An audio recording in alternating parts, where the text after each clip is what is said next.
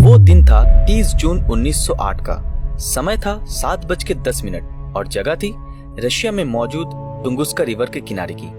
उस दिन आसमान बिल्कुल साफ था और देखकर ऐसा बिल्कुल नहीं लग रहा था कि बहुत ही जल्द कुछ बड़ा होने वाला है। पर घड़ी का कांटा जैसे ही ठीक 7:14 पर पहुंचता है, वैसे ही अचानक से टुंगुस्का नदी के ऊपर एक बहुत ही बड़ा धमाका होता है। और ये धमाका कोई ऐसा वैसा धमाका नहीं था, क्योंकि इस धमाके के कारण न सिर्फ उस जगह पर बल्कि 2000 किलोमीटर में आने वाले सभी पेड़ पौधे, जिनकी तादाद करीबन 8 करोड़ से भी ज्यादा थी, वो टूटकर जमीन पर बिखर जाते हैं। साथ ही 60 किलोमीटर के रेडियस में जितने भी घर मौजूद थे, उनकी खिड़कियां, दरवाजे और घरों में रखे फर्नीचर पूरी तरीके से टूट जाते हैं। और लोगों की माने तो इस धमाके के कारण न सिर्फ रशिया में बल्कि पूरे यूरोप में इसके झटके को महसूस किया गया था।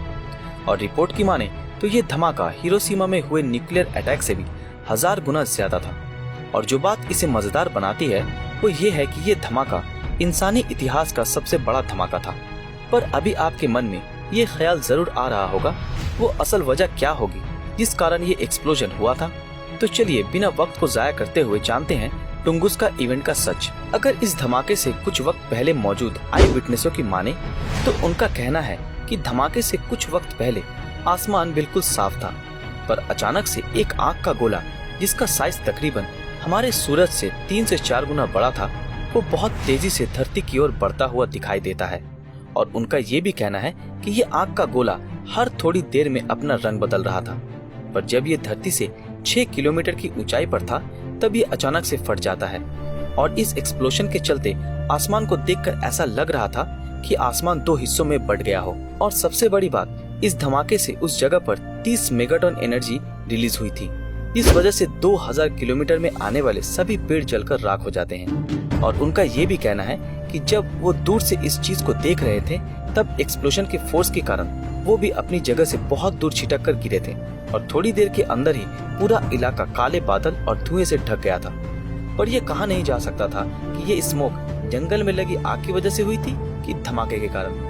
पर जब ये धुआं उस इलाके से हटता है, तब उस इलाके पर कई सारे अजीबोगरीब चीजें देखने को मिलती है, जैसे बादलों का बहुत अजीब तरीके से चमकना, और सूर्य अस्त के समय सूरज का कलरफुल दिखना, और रात के समय जंगल से आती हुई रोशनी।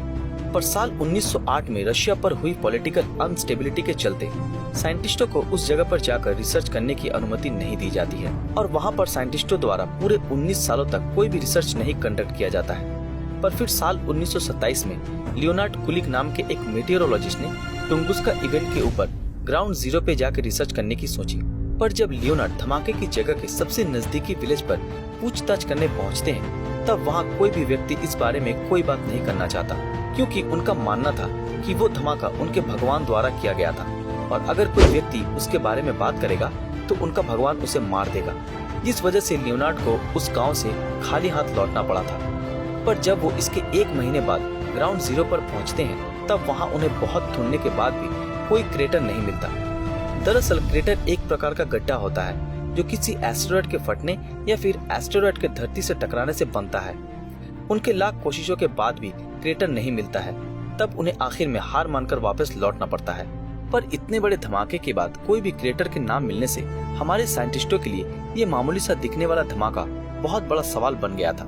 पर कुछ साइंटिस्ट हर बार की तरह इस धमाके के ऊपर अपना लॉजिक देते हुए अपनी अपनी थ्योरी सबके सामने रखते हैं और कहते हैं कि ये धमाका अर्थ के कोर में मौजूद मैग्नेटिक फील्ड के बदलने की वजह से हुआ था। और कईयों ने तो ये तक कह डाला कि जिस इलाके में ये धमाका हुआ था, वहाँ एक बहुत छोटा ब्लैक होल जैसा कुछ चीज दिखाई दिया था।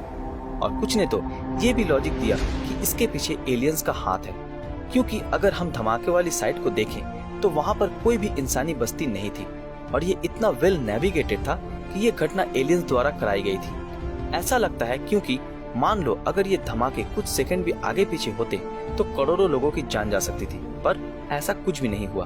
खैर, उस समय रोजाना ऐसे ही अलग अलग थ्योरीज आने लगी, पर कोई भी थ्योरी इस धमाके के सच को पूरी तरह से एक्सप्लेन ना कर सकी। पर साइंटिस्ट भी हार मानने वालों में से नहीं थे। वो हर साल वहाँ जाते और उस जगह की जाँच करते, और जब कुछ नहीं मिलता तो आखिर में वहाँ के एक सैंपल ले आते। और ऐसे ही साल 2013 तक चलता रहा। पर जब एक दिन national academy of science Ukraine की एक टीम साल 1978 में वहां से लाई हुई सैंपल की स्टडी कर रही थी, तब उन्हें फाइनली एक रॉक में एक मेटेरॉइड का टुकड़ा मिलता है। और जब वो आगे की स्टडी करते हैं तब उन्हें पता चला मेटेरॉइड और क्रेटर बहुत बड़े रॉक के साथ मिल गया है और वहाँ जो क्रेटर धमाके से बना था वो बहुत छोटा था, इसलिए वो इतने रिसर्च के बाद भी उसे ढूंढा नहीं जा सका। और फाइनली धमाके के पूरे 95 साल बाद टुंगुस्का इवेंट की मिस्ट्री सॉल्व होती है। पर गाइस, इस मिस्ट्री के सॉल्व की खुशी में क्या हम इस वीडियो पर 21,000 लाइक हिट कर सकते हैं? और अगर आप लोगों को इस तरह के और भी इंटरेस्टिंग इवेंट्स को जानना है तो हमें कमेंट में जरूर बताएं। क्या आपने हमारे फेसबुक पेज ब्रीदिंग नॉलेज को फॉलो किया है? अगर नहीं किया तो अभी तुरंत कर लें। तो फिर मिलते हैं आपके साथ अगले वीडियो में, तब तक के लिए अलविदा।